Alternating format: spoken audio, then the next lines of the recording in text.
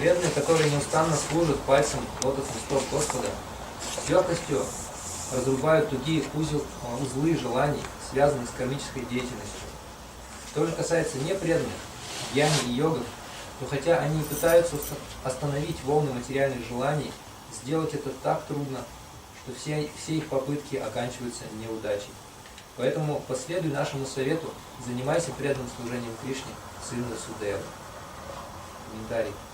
Трансценденталисты, то есть те, кто пытается преодолеть влияние гун материальной природы, делятся на три категории – гьяни, йогов и бхакти.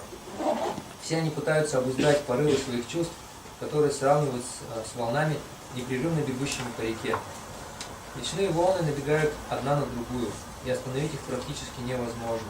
Так и волны материальных желаний столь сильны, что остановить их можно только с помощью бхакти-йоги.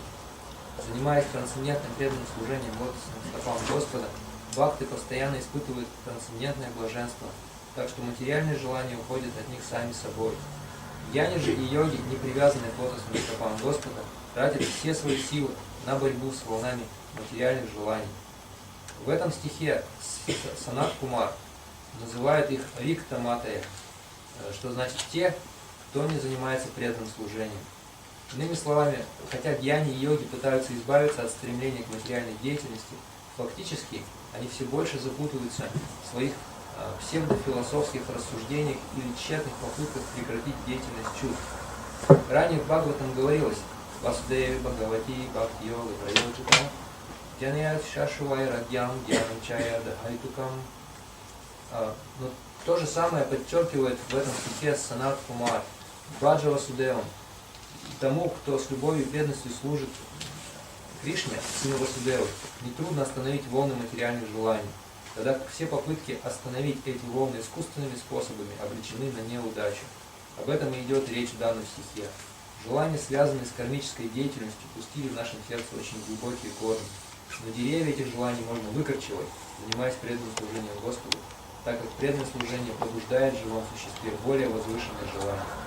Отбросить низменные желания может только тот, кем движут желания более высокого порядка. Остановить поток желаний невозможно, поэтому, чтобы не оказаться во власти низменных желаний, нужно развить в себе желание постичь Всевышнего. Гьяни стремятся слиться с бытием Всевышнего, но такое желание тоже кама или вожделение. Так же, как и желание йогов обрести мистические силы. В отличие от них, бхакты не ищут материальных удовольствий и потому очищаются от материальной скверны. Они не пытаются избавиться от желаний искусственными способами. Для тех, кто укрылся под сенью пальцев лотосных стоп Господа, желание становится источником духовного блаженства. В этом стихе кумары говорят, что лотосные стопы Господа Кришны являются неиссякаемым источником наслаждения. Поэтому все мы должны укрыться под сенью лотосных стоп Господа, прекратив бесплодные попытки избавиться от материальных желаний. Пока человек не избавится от стремления к материальному наслаждению, он не сможет освободиться из материального плена. Нам могут возразить, что пока река течет, ее волны невозможно остановить, но река несет свои воды к морю. И когда волна прилива захлестывает реку, она поглощает речные волны. Подобно этому у преданного, наделенного разумом, в голове теснится столько замыслов, связанных со служением Господу, что волны стремления служить Господу в сознании Кришны захлестывают тихую заводь материальных желаний. ЮMoney говорит, что с тех пор, как он начал служить лотосным стопам Господа, поток желаний, связанный со служением Господу, не иссякает, полностью подавляя в нем затхлое желание плотских утех. ЮMoney говорит даже, что при одной мысли о сексуальных отношениях он с отвращением сплевывает. В Бхагавад-гите 2.59 также сказано «Парам дриштва нивартате». Итак, развив в себе желание с любовью служить лотосным стопам Господа, мы избавимся от материальных желаний, связанных с удовлетворением чувств.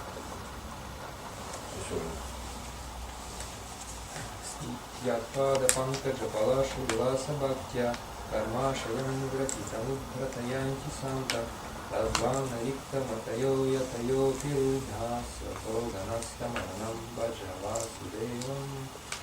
Преданные, которые неустанно служат пальцем лотосный стоп Господа, с легкостью разрубают тугие узлы желаний, связанных с кармической деятельностью. Что же касается непреданных дьяний и йогов, хотя они пытаются остановить волны материальных желаний, сделать это так трудно, что все их попытки оканчиваются неудачей.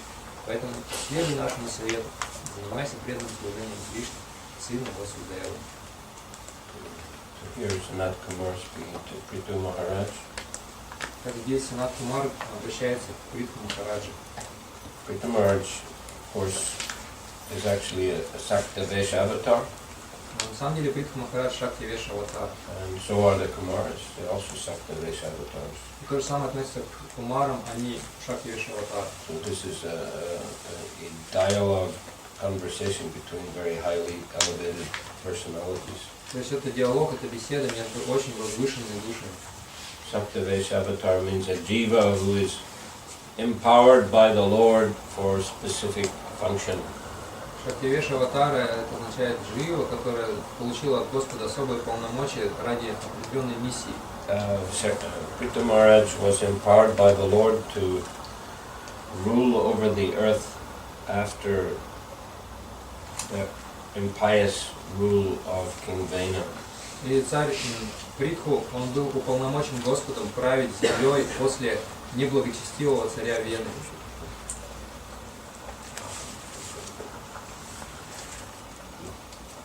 See, King Vena, he mistreated Brahmins and declared that the king is worshipable, everyone worship the king instead of worshipping the Lord.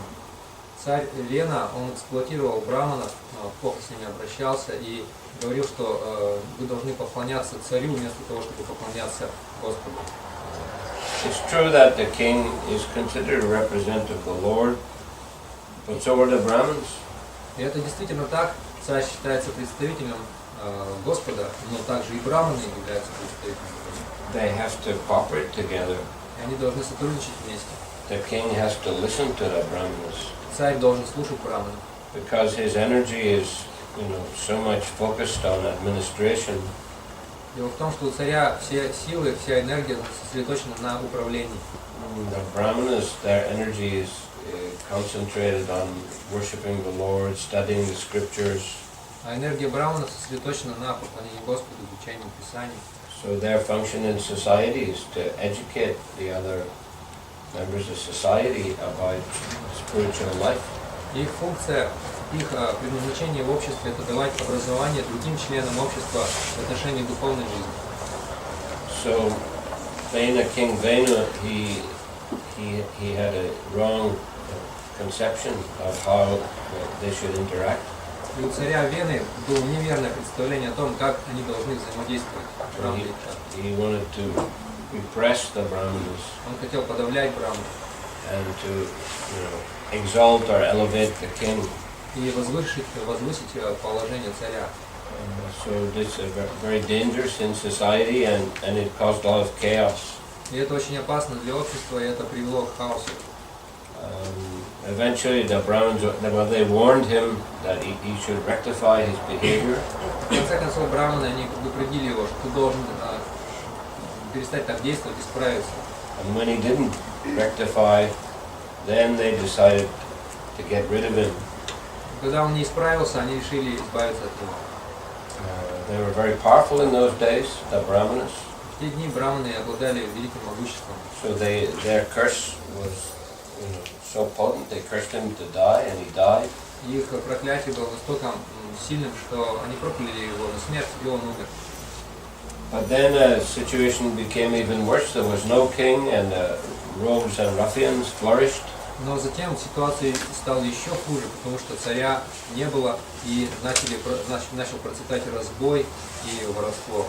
So then King Prithu appeared. The Lord himself empowered that particular jiva with his own potency. И когда появился царь Притху, Господь дал особое могущество этой дживе, в теле царя Притху, наделяя ее своим могуществом, своей силой. And he became a very exemplary ruler. И этот царь Притху стал идеальным правителем. And the first and foremost good quality was that he was very, very respectful to the Brahmins and the devotees. Первое его выдающееся качество в том было, что он с уважением относился к браманам, преданным. The Kumaras, they were the boy sages who were empowered with transcendental knowledge. А кумары это были мальчики, мудрецы в телах мальчиков, которые были наделены трансцендентным знанием. When they came to visit Pritha, he showed all respect to them. Когда они пришли на визит к царю Притху, он выразил им всяческое почтение. Washed their lotus feet, sprinkled the water on his head and the heads of the family members. Он умыл их лотосные стопы и окропил этой водой свою голову и голову членов своей семьи. And inquired from them very submissively. И смиренно спросил у них. So these are the recommendations we find that Krishna gives in the Bhagavad Gita. И мы видим, что вот эту рекомендацию Кришна дает в Бхагавад-гите. Tad vidi pranipatina pariprashnena sevaya upadekshanti te jnanam jnaninath tattvadarshana. Just try to learn the truth by approaching a spiritual master. Господь Кришна говорит, попытайся постичь истину, обратившись к духовному учителю. Render service to him and inquire from him submissively. Служи ему и смиренно вопрошай его. The self-realized souls can impart knowledge to you because they have seen the truth. И постигшие себя души могут наделить тебя знанием, потому что они увидели и узрели истину. So service and submission. Pritha Maharaj exhibited this behavior in relation to the Kumaras. Как Притха Махарадж именно по отношению к кумарам и вел себя так, он служил им и смиренно вопрошал. And this, of course, was pleasing to them. И это им очень было приятно. It's pleasing to Krishna also. Это также приятно Кришне. And therefore they were inspired to speak on spiritual life. Поэтому они почувствовали вдохновение говорить о духовной жизни. So here is a very relevant and very powerful instruction being given by the Kumaras, especially here Sanat Kumar. Здесь особенно, то есть Кумары, особенно Санат Кумар дает очень мощное такое сильное наставление. And he's explaining the importance of engaging in a devotional service of the Lord. Он объясняет могущество, силу преданного служения Господу. In the material world, living entities are very much attracted by material sense enjoyment. В материальном мире живые существа очень сильно привлекаются материальными чувствами удовольствия. Which entangles them in the workings of karma. И тем самым они запутываются в хитросплетениях кармы. And like that they become bewildered and covered over by the lower modes of passion and ignorance. И из-за этого они погружаются в иллюзию и их покрывают буйные страсти и невежество. Which, can lead to birth in lower species. Что может привести к рождению в низших формах жизни. So, therefore it's a perplexing problem for human beings how to avoid engaging in sense gratification and passion and ignorance. Поэтому это сложная проблема для живых существ, как избежать вот этой вот занятостью, деятельностью буйных страстей и невежества. So they try in different ways to avoid that.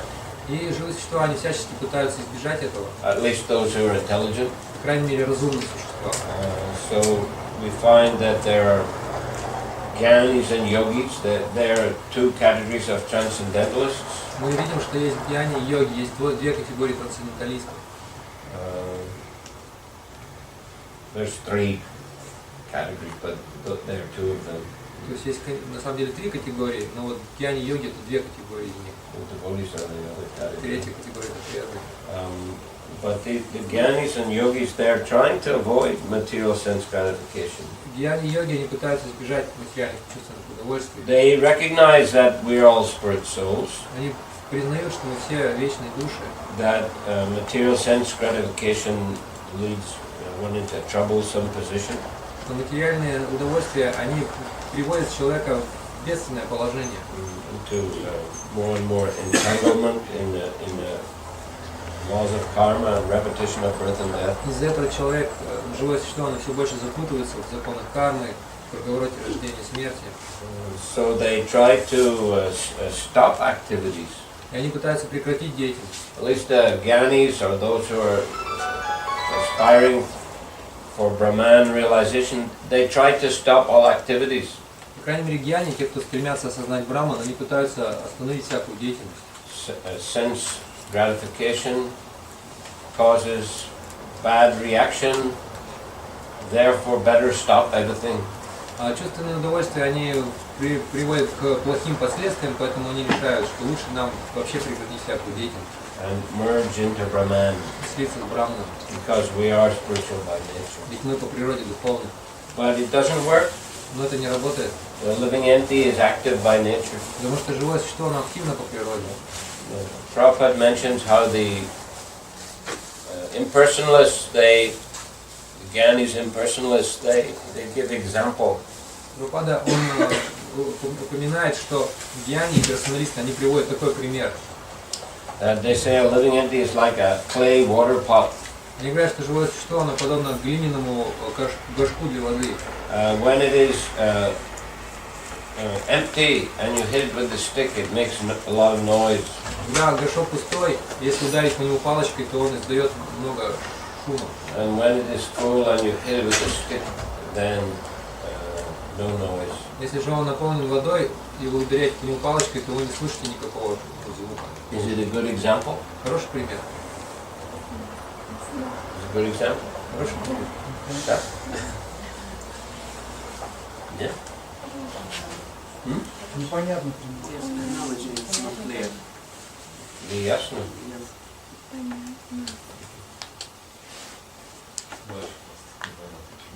Why do you think it's a good example? Почему думаешь, что хороший пример? Я к себе привожу.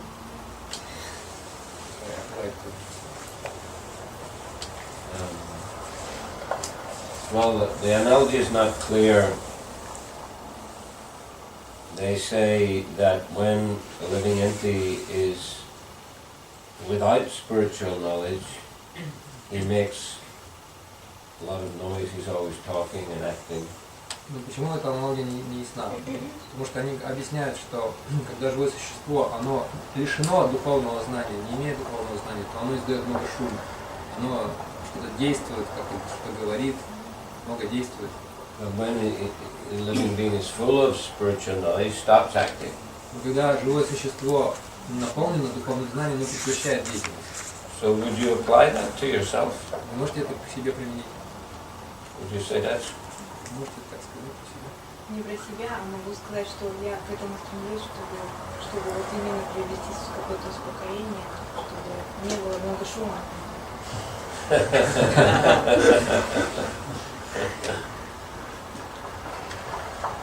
The thing is that, well, it's good to be peaceful, of course. It's good to be, sattvic and not majestic, to be in the mode of goodness and not in the mode of passion. Это хорошо, конечно же, быть спокойными, быть больше в гуне саттвы, в гуне благости, нежели в гуне страсти. But still, I mean, even if you're spokojna, I mean, even if you're peaceful, still you do activities, right? Тем не менее, даже если вы спокойны, вы же все равно совершаете деятельность. You talk, right? Говорите. I mean, you try to do things in a nice way, Вы что-то хорошее хотите сделать, что-то пытаетесь хорошее делать. right? You don't try to stop everything Вы не пытаетесь все прекратить, because it's not possible. потому что это невозможно. So, Prabhupada explained that this example is not a good example. Прабхупада объяснил, что это пример нехороший пример. Because a living entity is not like a static object, like a water pot. Потому что мы, как живые существа, мы не являемся статичными объектами, подобными горшку. The living entity is energetic, is dynamic. Потому что живое существо – это нечто очень энергичное, динамичное. And we are going to act in one way or another. Мы в любом случае будем действовать либо так, либо это. So yes, I mean, action in goodness is better than action in passion or ignorance. Так что действие в благости не лучше, чем действие в невежестве и в страсти. Definitely we should endeavor to avoid activities in ignorance and passion as much as possible. Мы определенно должны избегать деятельности в страсти и невежестве, насколько это возможно. But still, we are obliged to act. Но тем не менее мы вынуждены действовать. So that the process then of the jnanis of trying to give up activity and merge in Brahman, it's not practical. Поэтому вот этот способ гьяни, который пытаются избежать всякой деятельности, он не практичен. Prabhupada, he mentions how some of these jnanis, the personalists, they go to the Himalayas for meditation and they try to stop all activities. Прабхупада объясняет, упоминает этих гьяни, он говорит, что они пытаются, некоторые из них, они пытаются отправиться в Гималаи, занять себя медитацией и прекратить всякую деятельность. But after some time they become bored. Но через некоторое время им становится скучно. And they come back to the cities again Они снова to do some pious work, welfare work. возвращаются в города, чтобы заниматься какой-то благочестивой, благотворительной деятельностью. But he said, I mean, if they're satisfied in this merging in Brahman, why they come back to the platform of activity again? Но он сказал, что если они удовлетворены на своем уровне брамана, то зачем они туда возвращаются снова на материальный уровень? I mean, it's nice they're doing some pious work, but that means they've come back to the material platform, mode of goodness. Это хорошо, что они занимаются какой-то благочестивой деятельностью, но о чем это говорит? О том, что они снова возвращаются на какую-то материальную гуну благости. And that also leads to rebirth. И это также приводит к перерождению. In the mode of goodness. Они получают рождение в гуне благости. So, and the mystic yogis also, I mean, they also try to avoid gross material sense gratification. И йоги, которые следуют мистическим путем, они также пытаются избежать каких-то грубых чувственных удовольствий. They especially try to develop subtle mystic powers. Они пытаются развить тонкие мистические способности. But very easily they become proud of that. Но они с легкостью начинают этим гордиться. Prabhupada describes a story of one yogi. He went away from his village and he learned how to walk on water. Прабхупада описывает историю про одного йога, который ушел из деревни и научился ходить по воде. And came back to his village and showed his mystic potency. И он вернулся в свою деревню, чтобы продемонстрировать свою мистическую силу. So the villagers were bowing down and showing him so much respect. И все деревенские жители, они кланялись ему, выражали ему большое почтение. But one devotee boatman, he was not impressed. Но один преданный лодочник, на него это никакое впечатление не произвело. And the yogi asked him, why you not recognizing my powers? И йог спросил, почему ты не признаешь мои способности? And the devotee said, well, you spent so many years learning how to walk on water, but I can give the same thing for a few paisa. If you get in my boat, I can also take it. И этот преданный лодочник сказал, ты столько лет своей жизни потратил для того, чтобы научиться ходить по воде, а я то же самое могу делать за несколько пайс, перевозить людей на другой берег. He was not impressed. То есть на него это не произвело впечатление. It's just a subtle material power. Просто тонкая материальная сила. There's also a story about a great devotee called Rasikananda. Есть также такая история про великого преданного Расикананду. He was, do you know Rasikananda? Have you heard? Вы слышали Расикананду? Who is Rasikananda? Кто такой Расикананда? It's a great Vaishnava saint from the whole Vaishnavism. He lived after in the times of Lord Chaitanya, and he displayed wonderful miracles, many miracles. He is a little bit after Lord Chaitanya. Yeah, after. Он жил после Господа Чайтаньи. He's a disciple of who? Do you know? Он чей ученик, помните? Кто-то помнит? Yeah. He's a disciple of Shamananda. Ученик Шимананды. You would have heard of the three great Vaishnavas. Вы, наверное, слышали про трех великих вайшнавов. Shyamananda, Srinivasa Acharya, and Narottam Das Thakur, they went to Vrindavan to study under Jiva Goswami. Они отправились во Вриндаван, чтобы изучать шастры под руководством Джива Госвами. So Narottam and Srinivas were from Bengal and Shyamananda was from Orissa. Наротам и Шринивас, они были из Бенгалии, а Наротам из Орисы. So Rasikananda also is from Orissa. И Расикананда тоже из Орисы. Orissa, you know, it's a state of India А Ориса это штат Индии, where Jagannath Puri is situated. где находится Джаганнат Пури. So Lord Chaitanya, appeared in Bengal, but then he made his, after sannyas, made his headquarters in Puri in Orissa. Господь Чайтанья, он явился в этот мир в Бенгалии, но после того, как он принял саньясу, он сделал он поселился в Джаганнат-Пури в Орисе. So Rasikananda then, he was in his ashram one day, there in Orissa. И Расикананда в Орисе находился в своем ашраме однажды. And one mystic yogi came to that area. И один йог-мистик пришел в эту местность. And he knew how to sit on a broomstick and fly. И он был способен, он умел садиться на меху и летать. Like witches do. Как делают ведьмы. Here in Russia they do.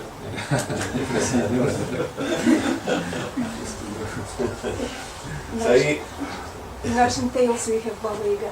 Yeah. She flies. yeah. Is she a witch or no? She's Baba Yoga. She's a yogi, yogini. Yogi. So yeah, he was like that, and he was flying around that village and around the ashram of Rasikananda, trying to show off. Такой йог, он пытался там летать вокруг, по деревне, вокруг ашрама Расикананды, демонстрируя ему свои способности. Rasikananda was cleaning his teeth with a twig. Расикананда, он чистил зубы палочкой. You know that in India they didn't really, in the old times they didn't have toothbrushes and toothpaste. В Индии в былые времена не было зубных щеток и зубных паст. Even Prabhupada, you know, he liked to clean his teeth with it. Даже Прабхупада любил палочкой чистить свои зубы. Often in, you know, Prabhupada, even when he was in the West, he would clean his teeth with a twig.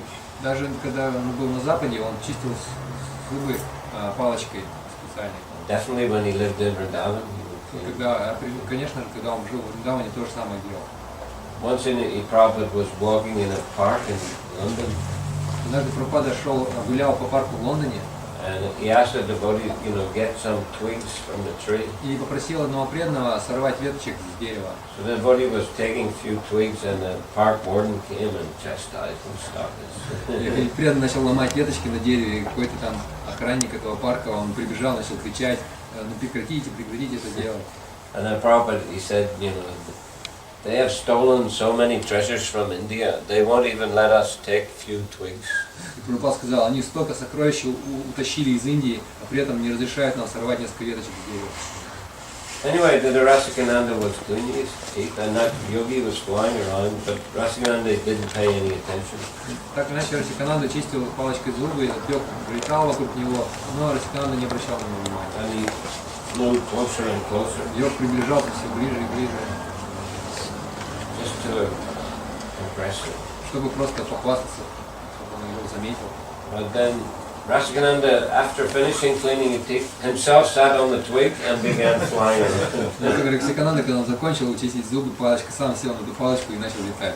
So some of the great devotees, they also have great mystic powers. У некоторых великих преданных также есть такие великие силы. But they haven't endeavored separately to develop them. Но они не прилагали отдельных усилий, чтобы их развивать. If Krishna gives them, you know, some mystic power due to their devotion, they may use it, but generally they don't display that. То есть благодаря преданности Кришна может дать им эти силы, но, как правило, преданные их не демонстрируют. Similarly, ecstatic symptoms devotees may feel, but often they don't exhibit, you know. Также иногда часто преданные испытывают экстатические какие-то переживания, но они часто их не демонстрируют. Anyway, so these mystic power, they're just a subtle mystic subtle material powers, it's a kind of subtle sense gratification. И вот эти мистические силы, это такое тонкие материальные силы, это такое тонкое материальное наслаждение. And generally, modern science may also emulate these type of powers. И современная наука, она также способна повторять подобные силы. Just like entering deep into stone. Как, например, проникать глубоко в камень. Or flying, and we have airplanes. Летать, у нас есть самолеты. So it's not so important these things. То есть все эти вещи не столь важны. And a person may easily become affected, proud, or want to take advantage of others due to these mystic powers. Ну и под влиянием этих мистических сил человек может легко возгордиться, начать свысока смотреть на других. And also not practical for the common man. И также это не практично для большинства людей. Generally, the common man, he has desires and he wants to be active and work. Обычно, такой среднестатистический человек, у него есть желания какие-то, он хочет быть активным, работать. So the idea of bhakti is not to repress the tendency to desire and work. И смысл бхакти в том, чтобы не подавлять его желание деятельности. But to allow one to desire and work in a Krishna conscious way. Но позволить ему желать и действовать в сознании Кришны. So that his desires and his work, they are connected to Krishna, which means they are spiritual. Чтобы его желание и его деятельность была связана с Кришной, а это означает, чтобы это все было духовно. Prabhupada says material actually means forgetfulness of Krishna. Прабхупада говорил, что материальная деятельность означает забыть Кришну. And spiritual means remembrance of Krishna or connected to Krishna. Духовная деятельность это помнить о Кришне и связывать себя с Кришной. So in bhakti, there's a whole range of activities that one can perform, which is connected to Krishna. И в бхакти есть целый мир разной деятельности, которые мы можем совершать и которые связаны с Кришной. Simply instead of working for one's own benefit or the benefit of one's family or society, one first and foremost works for the benefit of Krishna or offer the fruits of one's activity to Krishna. Все, что нужно сделать, это вместо того, чтобы действовать ради собственного блага и блага своей семьи, нужно действовать так, чтобы плоды своей деятельности предлагать Кришне. That's like Naparva maturity. That's the first priority. But within that, by doing that, one can satisfy one's personal desires and also the needs of one's family or society. То есть это первый этап. И делая так, человек также может удовлетворить и нужды своей семьи, своего общества, действовать на благо общества.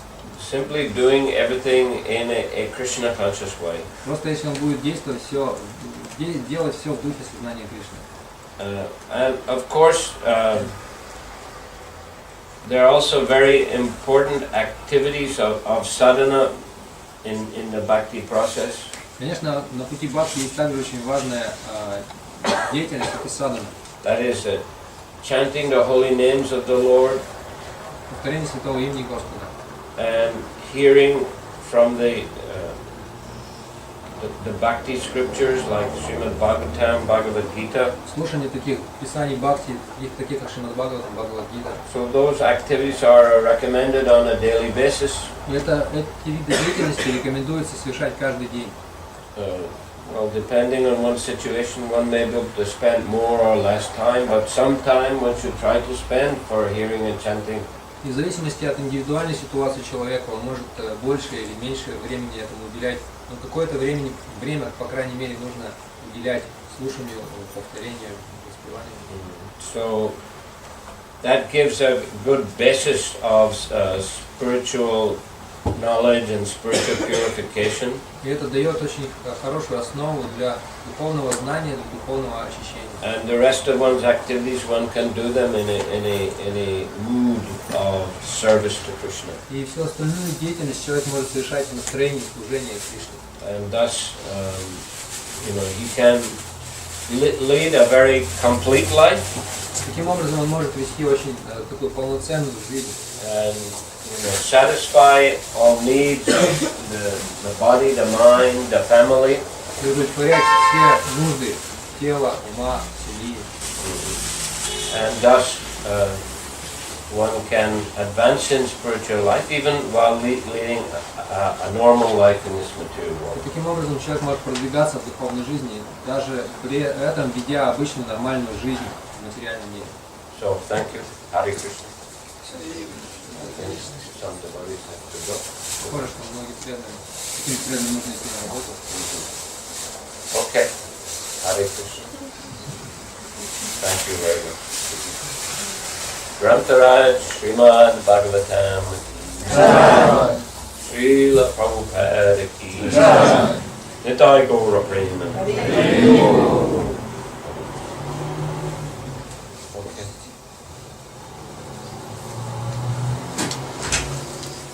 Any question?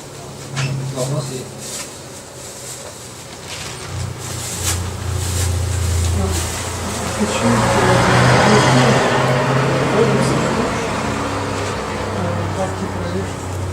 Что это?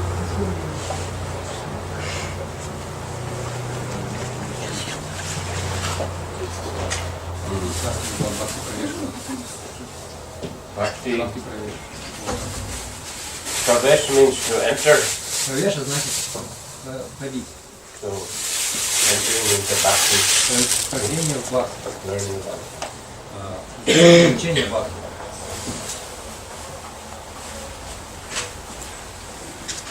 Обобщить более точнее, и кратко разница между гьяни и йоги. Well, Jnani, they're speculating about the absolute truth and they generally want to merge into Brahman, give up the individual soul and merge into the Supreme Soul.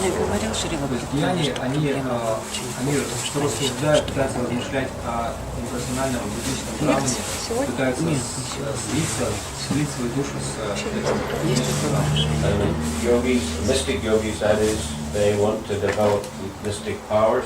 Мистические йоги, они пытаются развивать мистические силы. And often they also meditate on the super soul in the heart. И часто они также медитируют на сверхдушу в сердце.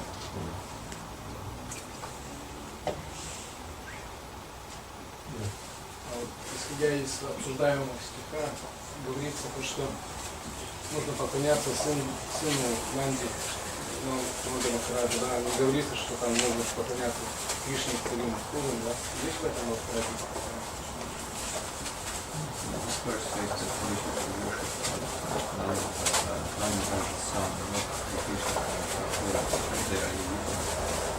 Well, there's a little different because, I mean, Krishna, the son of Nanda Maharaj, is considered the original form of Krishna, and Krishna in Mathura is Vasudeva, is the, his expansion. They're no different, but Krishna of Vrindavan is considered the original form of the Lord. Да, разница есть в том смысле, что Кришна Вриндавана является изначальным Господом, изначальным Господом.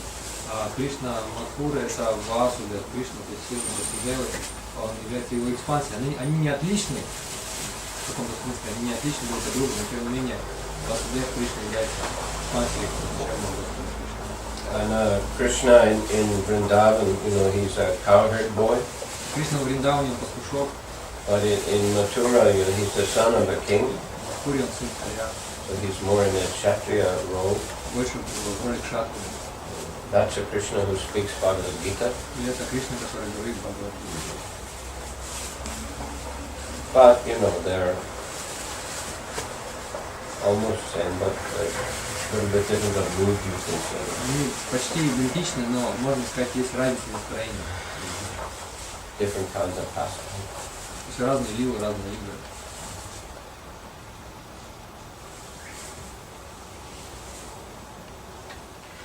Я встретила недавно фразу, Шрила Прабхупада ее приписывают. Прокомментируйте, пожалуйста. Он говорит, что проблема моих учеников в том, что они считают, что я умер. Что я умер. Проблема моих учеников в том, что они считают, что я умер.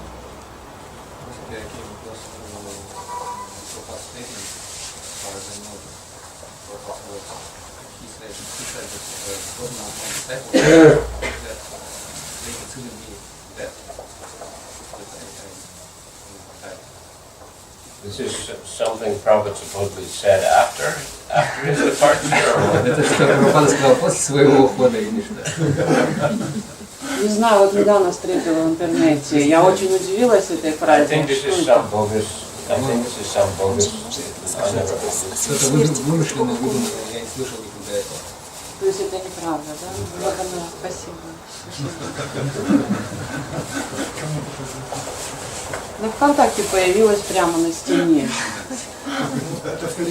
No, Вот we я и can спрашиваю. find many, bona fide things on the internet, Ну, в интернете много неавторитетного, вы можете найти. so be careful. Нужно быть осторожным. There was Prabhu Prabhu. He saw a dream after departure of Srila Prabhupada, and he was telling his dream here in Pram that he saw Srila Prabhupada in his dream, and Srila Prabhupada told him this. So, Крик попробовал. Сказал про свой сон, что Прабхупада во сне ему сказал. yeah, well, I mean, that's his dream. I mean, we don't want to disrespect people, that's his dream, right? That's his Это dream. его сон. При всем уважении к Крику Прабхупаде, это его сон. That's not a authoritative, statement of Prabhupada. Это не просто какое-то авторитетное утверждение самого Прабхупады. He just mentioned that he always lives in his instructions. It was the meaning. Yes, well, Prabhupada, yes. We shouldn't think that Prabhupada is dead. Он сказал, что мы всегда должны жить, Прабхупада сказал, что мы всегда должны жить в его наставлении. Да, Прабхупада и говорил, что мы не должны думать, что он мертв. He said, I'll never die. Он сказал, я никогда не умру. I'll always be present in my life. Я всегда буду присутствовать в моих наставлениях.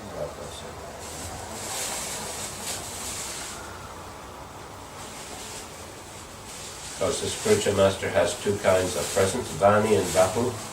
Духовный учитель, он присутствует в двух формах, в форме вани и вапу. So Vapu is a physical presence, Вапу — это физическое присутствие.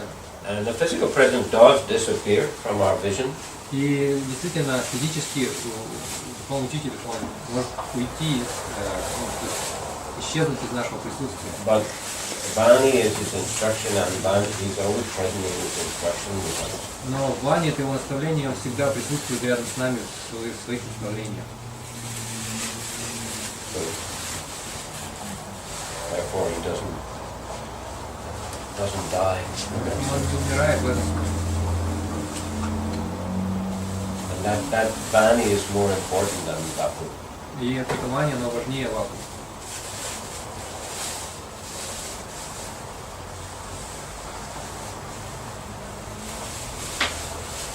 So yeah, if we forget the Vani, if we don't follow the Vani, then you could say that's like thinking the spiritual master is gone away. Да, то есть если мы забываем о ване, если не следуем ване, то это все равно, что думать, что духовный учитель ушел, умер. But if we follow the Vani, the instruction, then the spiritual master is always with us. Если не следуем ване, наставлениям, то духовный учитель всегда с нами.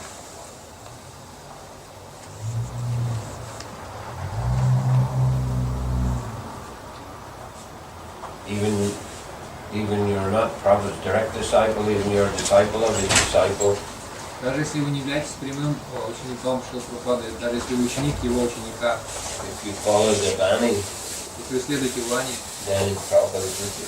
то Прабхупада с вами. Prabhupada and the previous acharyas are with you.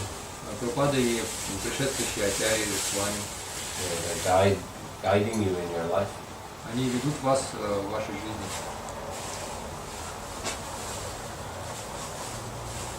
Okay, yes. Как можно развить веру в наставление Прабхавишну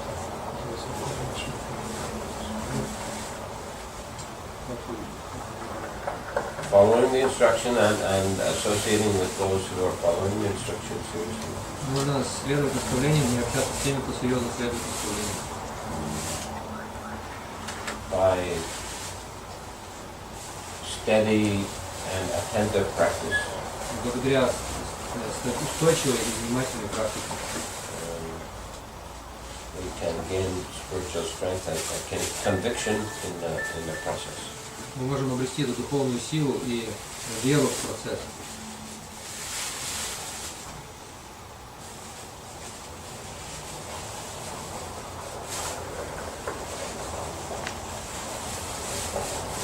Okay.